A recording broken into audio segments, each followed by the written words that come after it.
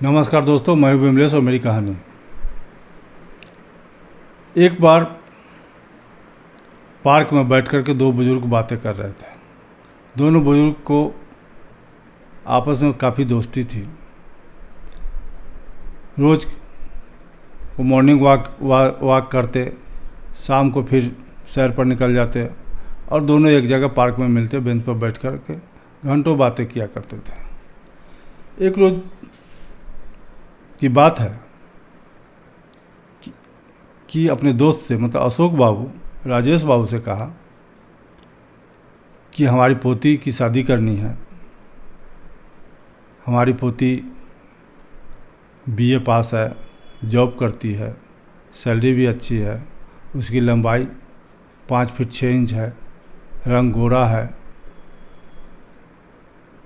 अगर कोई लड़का हो तो बताइए। तब राजेश बाबू ने पूछा कि कैसा लड़का चाहिए आपको, ये तो बताइए। तब अशोक बाबू बोले कि लड़का ऐसा होना चाहिए कि एमए एमटेक होना चाहिए और वही सैलरी 1 लाख के करीब में होना चाहिए, घर होना चाहिए, बंगला होना चाहिए, गाड़ी होनी चाहिए। अगर ऐसा लड़का कोई नज़र में है तो बताइए। तो राजेश बाबू कहा कि हाँ, हमारे मोहल्ला में एक ऐसा लड़का है।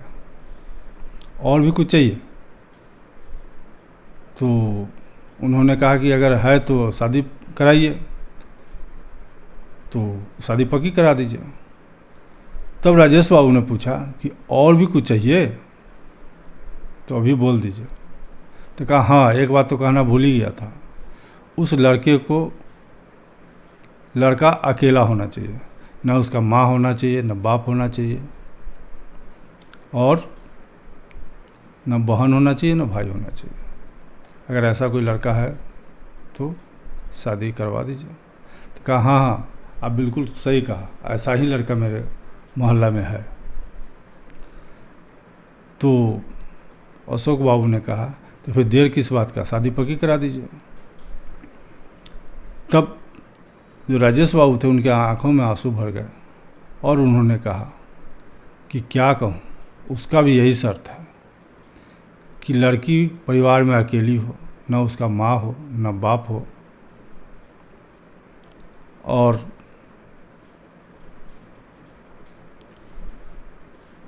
न भाई हो, न बहन हो। क्योंकि अभी अभी उसके माँ बाप तो लड़का को थे, लेकिन अभी एक कार दुर्घटना में उनकी मृत्यु हो गई। तब से उसने प्रण कर लिया है कि जिस घर में जिस लड़की के माँ बाप भाई बहन नहीं हो, उसी परिवार से शादी करेगा, उसी परिवार में शादी करेगा। तब जो पहले बुजुर्ग थे अशोक बाबू, उन्होंने कहा ये कोई बात हुई? अगर भाई बहन ही नहीं रहेगा, माँ बाप ही नहीं रहेगा, तो लड़की अपना सुख दुख किससे बांटेगी? तो राजेश बाबू ने कहा वो बात तो मैं नहीं जानता, लेकिन अगर आपके बेटा बहू परिवार के लोग अगर आत्महत्या कर ले तो बात बन सकती है, वह लड़का आपके पोती से शादी कर लेगा।